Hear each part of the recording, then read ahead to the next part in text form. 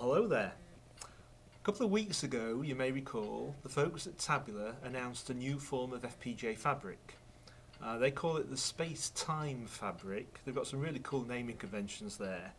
And the idea is to take a small piece of silicon and to multiplex it multiple times. They call it folds. So from the outside world, if my logic's running at 200 megahertz, they've got an internal clock running at 1.6 gigahertz. So they multiplex that silicon and use it over and over again, and the result, they claim, is something that uses very little power, gives extremely high performance, extremely high capacity, and it's everything we could hope for in a silicon chip. And at that time I did express a little bit of doubt, because we've heard technology announcements before. Do these things really exist? And we've even seen people create silicon but have no tools. So I did ask them these questions, and don't I feel silly now, because they have sent me one of their devices. This family of devices is called ABAX, which is from the original name for an abacus. The original abacuses were actually created from sand on a table that you drew in and then wiped it away and drew in again.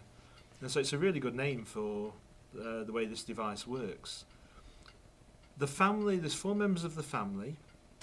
The smallest one has got 220,000 lookup tables, which is still a pretty huge device. The big boy of the family has got 630,000 lookup tables. This is next to the big one, next to the biggest, so this has got 400,000 lookup tables. All members of the family have got 5.5 megabytes, that's bytes not bits, of RAM, which means that's twice the RAM capacity of almost any other FPGA on the planet. They've all got 920 general purpose IOs, parallel IOs. They've all got 44 PLLs. They've all got 48 SerDes channels running at 6.5 gigabits per second, which means it's really easy to take one member of the family and upgrade or downgrade between the different members of the family. The amazing thing here is the price. The smallest member of the family is only a tad over $100 in 2,000 lot quantities.